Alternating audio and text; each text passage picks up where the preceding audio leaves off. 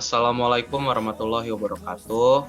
Perkenalkan kami dari kelompok 6 kelas PSTID ingin mempresentasikan hasil dari resume kelompok kami tentang waterfall dan prototyping model proses. Pertama-tama izinkan masing-masing dari kami untuk memperkenalkan diri. Nama saya Muhammad Fakih Dwinanda dengan NPM 241506156. Nama saya Valeria Alana Yusri dengan NPM 241506146. Dan nama saya Lady Dayana Alvara, NPM 241506181. Kenalkan, nama saya Vanul Viana dengan NPM 241506137.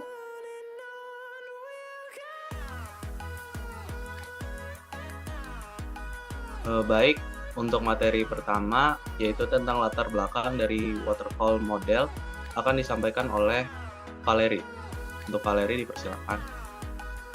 Baik, yang pertama yaitu kita membahas mengenai latar belakang pengembangan dari waterfall model. Nah, jadi Winston Royce memperkenalkan model air terjun atau waterfall model pada tahun 1970. Model ini memiliki 5 fase, yaitu analisis dan spesifikasi kebutuhan, desain, implementasi, dan pengujian unit, serta integrasi dan pengujian sistem. Setelah itu ada operasi dan pemeliharaan. Langkah-langkahnya selalu mengikuti urutan ini dan tidak tumpang tindih. Pengembang yang menggunakan model ini harus menyelesaikan setiap fase sebelum fase berikutnya dimulai. Model ini dinamakan waterfall model karena representasi diagramnya yang menyerupai riam air terjun. Nah, alasan kenapa model ini dikembangkan adalah karena sederhana dan mudah dipahami, serta fasenya yang terpisah dan tertata rapi, memungkinkan dokumentasi yang jelas, dan memudahkan manajemen proyek sesuai untuk proyek dengan persyaratan yang stabil. Selanjutnya ada urutan aktivitas yang harus dilakukan sesuai dengan urutan ini dalam waterfall model. Yaitu yang pertama ada communication atau komunikasi. Yaitu pada tahap ini inisiasi proyek dan pengumpulan kebutuhan atau requirement gathering dari pengguna dilakukan. Lalu ada planning, yaitu membuat perencanaan tentang estimasi biaya dan waktu, pembuatan jadwal kerja, serta pemantauan dan pelacakan kemajuan proyek. Yang ketiga ada modeling atau pemodelan. Pada tahap ini, kita akan membuat diagram alur atau flowchart dan diagram entitas atau ERD, merancang antarmuka pengguna awal, UI UX, lalu menentukan struktur, basis data, dan arsitektur sistem. Keempat ada construction atau konstruksi. Pada tahap ini dilakukan pengkodean dan pengujian unit atau unit testing. Yang kelima dan terakhir adalah deployment atau penerapan. Pada tahap ini kita akan melakukan uji coba sistem dengan user acceptance testing dan mengumpulkan umpan balik dari pengguna. Next. Kemudian selanjutnya adalah ciri-ciri proyek yang cocok dengan model proses waterfall, yaitu yang pertama adalah kebutuhan serta persyaratannya sudah jelas, di mana kebutuhan proyek ini sudah diketahui dengan pasti di awal dan tidak akan ada perubahan besar di tengah jalan nantinya. Dan kemudian stabilitas, yang berarti bahwa semua aspek penting proyek ini sudah jelas, pasti dan tidak akan berubah selama pengembangan. Nah, ini adalah kunci di mana model ini bisa berjalan efektif dan efisien. Kemudian yang ketiga yaitu ada risiko perubahannya kecil, di mana walaupun ada perubahan di tengah jalan, dampaknya itu tidak terlalu besar dan masih bisa diatasi dengan mudah. Kemudian yang terakhir itu teknologinya sudah dikuasai oleh tim pengembang dan tidak ada hal baru yang perlu dipelajari, di mana tim pengembang ini sudah berpengalaman menggunakan model waterfall dan tahu cara mengikuti prosesnya dengan benar.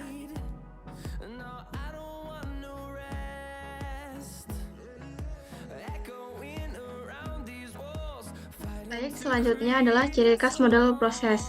Waterfall model. Waterfall menggunakan pendekatan sistematis dan berurutan pada pengembangan perangkat lunak, di mana setiap tahap harus diselesaikan sebelum melanjutkan ke tahap berikutnya. Tahapan utama dalam waterfall meliputi rekayasa sistem dan analisis kebutuhan perangkat lunak, perancangan, pembuatan kode, pengujian, dan pemeliharaan. Next.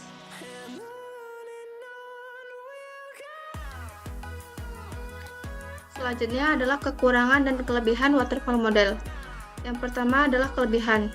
Pertama, yaitu proses terstruktur. Yang kedua, mudah dikelola. Yang ketiga, dokumentasi yang lengkap. Yang keempat, cocok untuk proses dengan kebutuhan stabil. Dan yang terakhir adalah mudah dalam pengujian. Kekurangan dari waterfall model, yang pertama yaitu tidak fleksibel terhadap perubahan.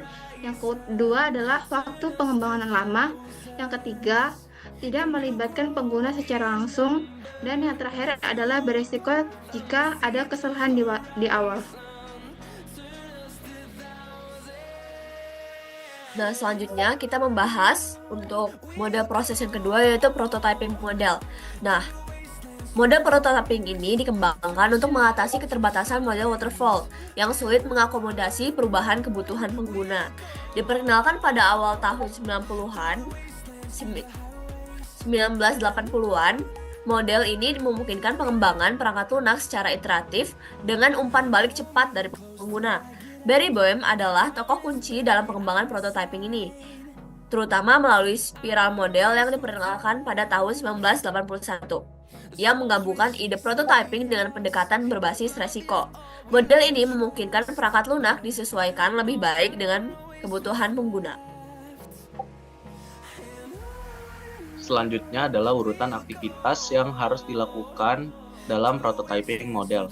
Yang pertama ada communication atau komunikasi, yaitu dengan tujuan mengidentifikasi tujuan perangkat lunak dan mengumpulkan kebutuhan awal. Yang kedua quick plan atau perencanaan cepat, yaitu menyusun rencana dasar dari prototipe yang akan dikembangkan, menentukan ruang lingkup prototipe, lalu mengatur sumber daya dan jadwal yang akan digunakan. Yang ketiga, modeling atau pemodelan. Pada tahap ini, kita akan membuat desain cepat atau quick design yang berfokus pada antarmuka, pengguna, atau UI, dan fitur utama.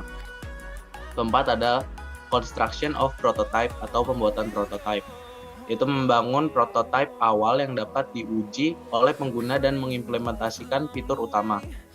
Terakhir ada deployment atau penerapan. Pada tahap ini, software engineer akan menyediakan versi prototipe kepada pengguna, lalu mengumpulkan masukan dan memperbaiki prototipe. Siklus ini diulangi hingga kebutuhan sistem sepenuhnya dipahami.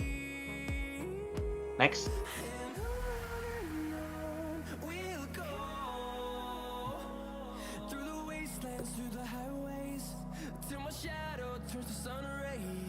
Nah, selanjutnya adalah ciri-ciri proyek yang cocok dengan model proses prototyping.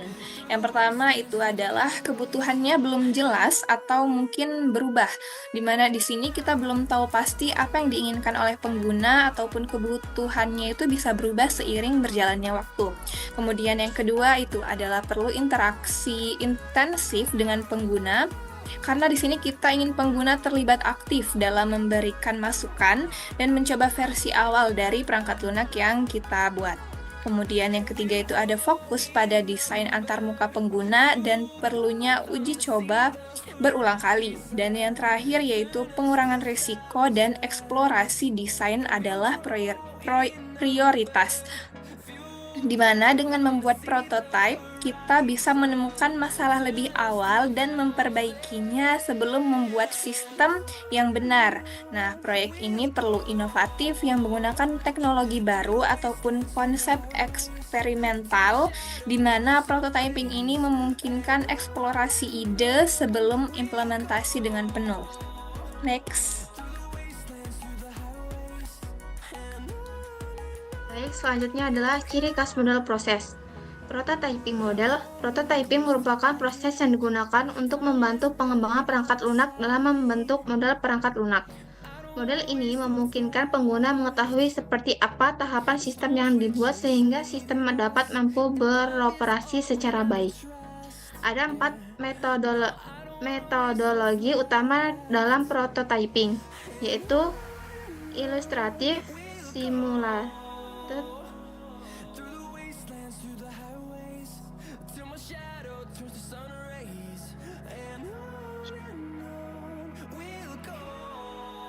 fungsional, dan evolusionari.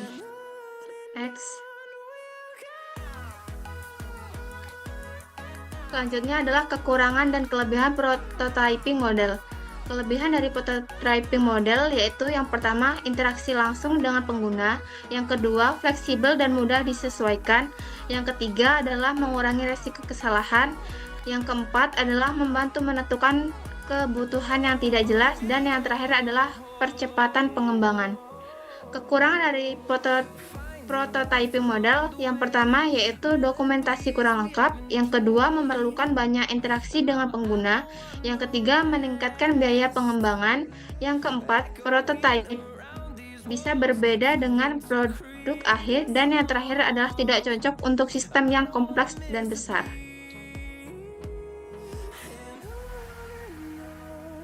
Baiklah, mungkin sekian dari apa yang bisa kelompok kami sampaikan. Kurang lebihnya kami memohon maaf. Kepada Allah kami memohon ampun. Wabillahi taufik wal hidayah. Wassalamualaikum warahmatullahi wabarakatuh. Terima kasih.